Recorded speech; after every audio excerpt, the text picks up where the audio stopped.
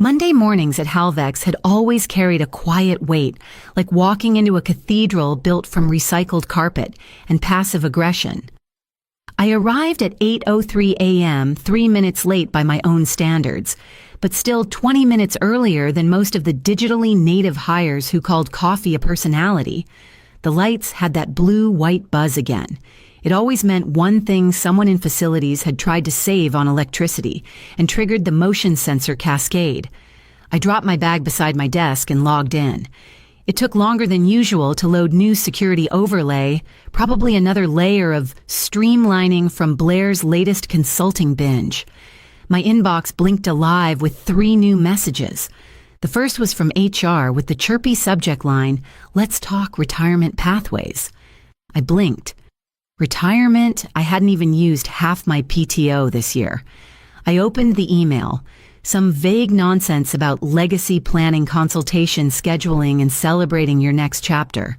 No mention of my consent, no forms I'd signed, no discussion. I scrolled down, jaw-tightening. There was already a time slot reserved for me on Friday. Exit interview, 11:00 a.m. I hadn't submitted a resignation. No performance review, no warning, just scheduled obsolescence. I leaned back in my chair and stared at the ceiling tiles until my vision blurred. A ping, new email, no subject. Internal chain. My eyes scanned the sender, Blair Ridley, my manager, or whatever title she gave herself this quarter. I clicked. Just clear her out. Quietly. She'll sign anything if we smile enough. Get Desmond to run the script. Add cake if you must. I sat motionless. It was a reply. From Blair to Desmond Carr, HR lead. But the CC field included me. Likely autopilot too many HAR names in Outlook. I reread it 3 times. Quietly. Smile enough. Cake if you must. There it was. No severance meeting, no justification, no accountability, just decorum and frosting. The modern execution. I stared at the blinking cursor in the reply field for a long time. Then I clicked out of it, moved the email to a local folder, and looked around the open office floor. No one made eye contact. "I'm not signing anything," I whispered, "but I'll make them sign something." At 8:31, a calendar invite popped up. Subject: Legacy Luncheon, Thursday, 1:00 p.m. By Thursday afternoon, I'd practiced my smile 3 times in the mirror above the women's restroom sink. The smile that said, "I've accepted my fate," the corporate version of bending the knee, only with less blood and more plastic cutlery. I walked into conference room 4B and was hit by the smell of artificial frosting and cold spinach. 3 half-deflated balloons were tied to a folding table, draped in something pretending to be a linen, printed in Comic Sans on laminated cardstock. Legacy Appreciation honoring Harriet 22ers. A second banner behind the cake table read, "Farewell Harriet." The I was dotted with a tiny gold star sticker. I counted that as their effort. The cake itself was a sheet from some warehouse grocery store, probably Costco, topped with a photo of me from a 2007 compliance retreat, blown up and printed in edible ink, giving me the charming hue of someone who needed liver testing. My name was misspelled again in frosting just for consistency.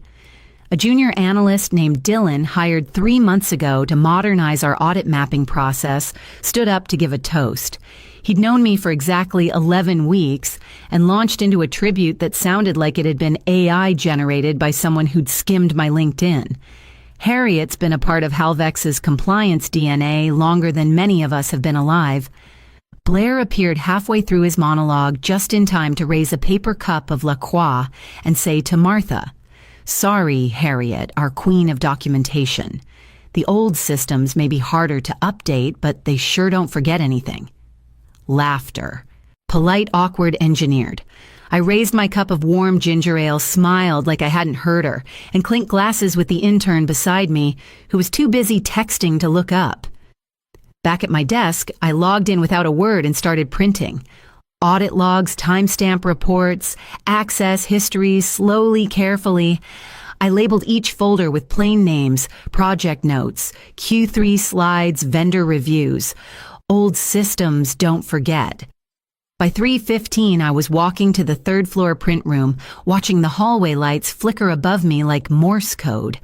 I wasn't backing up files because I feared forgetting. I was doing it because I knew they wanted me to forget. The kind of corporate forgetting where clean PDFs overwrite chaos and no one remembers how the numbers got rounded up. By Friday morning, I'd compiled everything I could from my assigned folders until I stumbled across something buried under compliance, legacy, Q3 audit archive vendor log. Q3 restored, I didn't remember restoring anything. The timestamp said it had been modified last week, and the user, sysadmin nobody, had used that generic admin profile since we migrated to multi-factor credentials in 2019. But the metadata pattern told me everything. It was Blair's calling card. She always masked her changes behind ghost accounts. She once told a vendor, clean hands type fastest. I opened the file. What I found looked polished, sleeker layout, updated fonts. Even the margins had been tightened. But the invoice totals didn't match my archived version. Subtotals had shifted, approval initials were missing. Vendor now appeared 5 times in 5 separate audits each with a different tax ID. 5 aliases, same name, same shell. I checked the version history.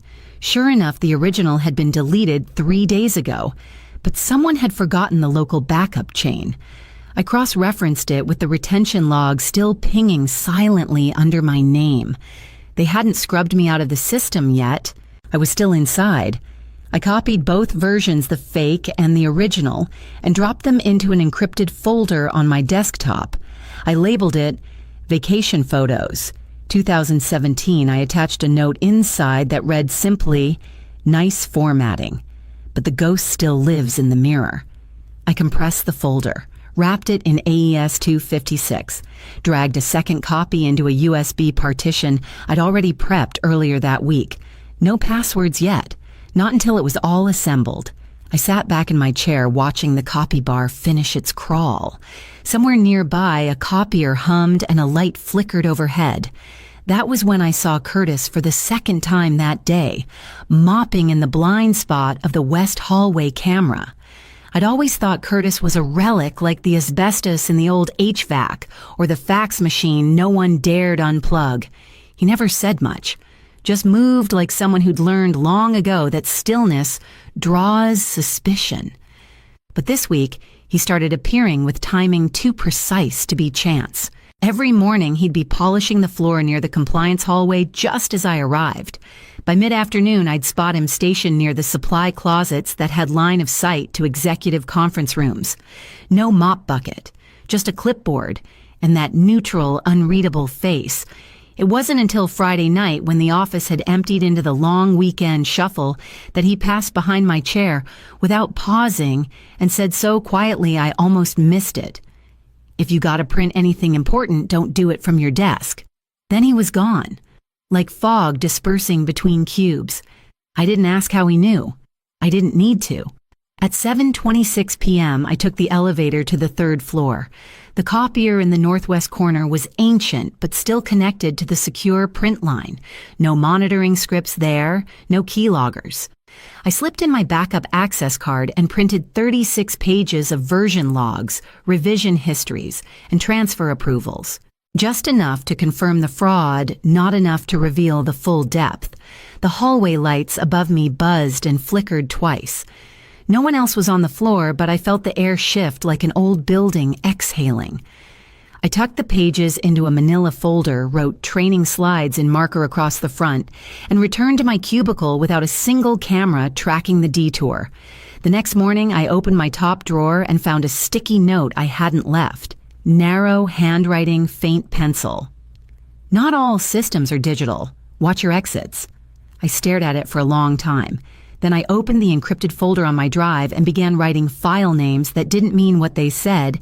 Intern, Gala, JPG, Team, Go Brunch, Notes, .docx onboarding, calendar, .xls. Every skeleton needs a label. I hadn't opened the lunchbox in over a year. It had lived quietly under my desk, tucked beside a spare pair of flats and a bottle of ibuprofen. The latch still stuck on the right side, the same way it did when my father first handed it to me at his retirement party from the GM plant in Lansing. "Steel's only strong if you fill it with purpose," he'd said, sliding it across the table like a medal. I never used it for food. That afternoon, I opened it with both hands, the lid creaking like a secret being remembered. Inside were a few paper napkins, a rolled-up company pen, and a faded packet of Splenda. I removed them, gently cleared the bottom, and placed the USB drive into the center, like it was an offering. No stickers, no branding, just a strip of masking tape across the top and one word written in black, Sharpie Insurance. The contents were already layered.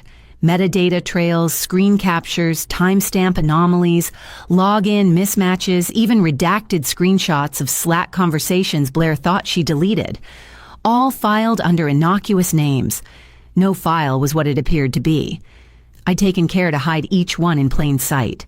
Then I wrote the trigger script. If the drive was inserted into any machine without my credentials, or if someone tried to copy or decrypt the folders, the real function would engage. The contents would splinter, encrypted, and sent via separate secure channels to a list of destinations I'd prepared over 3 nights with little sleep. SEC audit desks, 3 journalists I trusted, 1 pro bono legal group, and of course Ela Mearson, my attorney. The backup of the backup would route from my home server, silent and delayed, a whisper waiting to detonate. I closed the lunchbox slowly and pressed the latch until it clicked. The metal hummed against my palms. It was heavy, not because of weight, but because of what it now carried consequence. I slid it under my desk and stood. By Monday, I'd be scheduled for my transition conversation. The room was already booked. The calendar didn't know what else I'd be bringing with me. The conference room was already chilled when I stepped inside. That overcorrected AC hum always reminded me of hospital rooms or morgues, places where things ended in silence. Blair was seated at the head of the table, her tablet angled just so. Desmond Carr, HR's polished golden retriever in loafers, stood as I entered, then gestured to the chair across from him like I hadn't been sitting in this building longer than he'd been out of grad school. "Harriet," he said with that scripted sincerity, "thank you so much for joining us today. We just want to have a smooth, celebratory off-boarding experience." Blair smiled without showing teeth. Closure is part of growth. They began the usual lines, words like transition and next chapter accompanied by vague phrases like legacy contribution and evolving roles. It was the same nonsense they recycled in press releases whenever a VP quietly disappeared. I waited until Desmond reached for the severance envelope. Then I unlatched the lunchbox. The metal popped open with a small, satisfying click. Blair's eyes flinched before her smile returned. I removed the USB drive and placed it on the table label side up. Before I sign anything, I said, my voice calm and unhurried, "I want to make something clear. This," I tapped the drive, "is my signature. If you force mine, I release this. Automatically, to parties neither of you want copied." Desmond blinked. "Excuse me." Blair's smile wavered just slightly. "Harriet, let's not make this difficult." I tilted my head. "You already did." 6 minutes later, legal was in the room. Not on the phone. In person. A woman in navy with no introduction and a clipboard that never opened. Desmond glanced at Blair. "Maybe we should pause." Blair stood, but not quickly enough. 2 security officers entered from the side door. One motioned toward the hallway without touching her. She stiffened. I watched her heels click against the tile as they walked her toward the elevators. The room fell quiet. I reached forward, slid the USB back into the box, and closed the latch. When I stood, Desmond didn't stop me. He just whispered, "We'll be in touch." But I was already out the door, walking straight into the quiet that comes before a system reboots. I didn't celebrate, I didn't speak. I just walked out of the building with the lunchbox tucked under my arm like it was any other office relic. A thank you gift from retirement, maybe, or just someone's leftover soup container. The front desk didn't ask. No one made eye contact. By the time I reached home, the sky had dimmed to that flat blue-gray of early winter. I took off my coat, poured myself a glass of water, and let the silence settle. The lunchbox went on the shelf above the coat hooks next to a jar of loose keys and a decades-old box of check stubs. At 6:57 p.m., my server made a sound it hadn't made in months, a low buzz, then a ping. Alert, unauthorized access attempt. Folder photos 2017. No one had touched that folder in years. No one was supposed to. The trigger engaged before I could even reach the desk. My script ran clean. I watched it execute line-by-line packets, splitting like cells, tunneling through encrypted channels, each one destined for a separate inbox portal or recipient. 27 targets seeded in advance. Some anonymous, some not, some waiting. Whistleblower groups. Media desks, an old contact at the SEC, one copy to Ela Mearson, one routed through an archive interface tied to a burner Slack account named Curtis B. I thought about removing that last one. I didn't. At 7:42 p.m., Twitter lit up. First came the whispers, then a blurry screenshot of a vendor contract. Then someone linked the shell companies to a private consultancy run by Blair's sister-in-law. Comments followed fast. Conflict of interest, vendor, fraud, check the timestamps. By 9:13 p.m., someone posted an excerpt from an internal audit labeled confidential. It bore my formatting. My initials had been cropped out. At 9:58 p.m., Blair's LinkedIn went dark. By 10:17, someone shared a PDF labeled Lexicon Breakdown, unredacted. I hadn't sent that one, but I'd left enough for others to find it. And still, the upload bar on my backup monitor glowed green. Insurance deployment 100% complete. By morning, the internet had given it a name. Halvex leak was trending by 6:40 a.m. I hadn't posted a word. I hadn't forwarded a thing since the drive fired. But Reddit was already 3 layers deep into Timeline's board affiliations and shell company breakdowns. One thread stuck out. Operation Fossil Fuel. How a legacy staffer dismantled a fraud machine using their own system against them. The comments were half wild guesses and half dead accurate. One user traced invoice padding back 5 quarters. Another posted screenshots of internal emails referencing a special HR tag for employees over 50 unscalable I made tea and didn't check my work email. Ela, my attorney, texted twice. The dump had reached her clean. Her paralegal confirmed hash signatures and timestamp integrity. Everything had arrived exactly as scripted. The USB still in the drawer, still untouched, still labeled in black marker like a warning label no one wanted to peel. By noon, whistleblower inboxes across the tech world lit up. My breadcrumbs were being picked up by people who didn't need my name to understand the pattern. I didn't need to shout. I'd already made myself heard. At 1:17 p.m., a former teammate I hadn't spoken to since 2016 messaged from a burner email. We knew something was wrong. They called you paranoid, but you gave us air. Thank you. I didn't reply. It wasn't for gratitude. It wasn't for revenge. It was because they wrote me out of the script while I was still typing. By 4 p.m., one of the Lexicon contractors listed in my logs deactivated their website. Another posted a cryptic goodbye on LinkedIn. Sometimes the wrong people pay attention at the right time. I shut the laptop, slid the drive back into its hiding place, and leaned into the silence.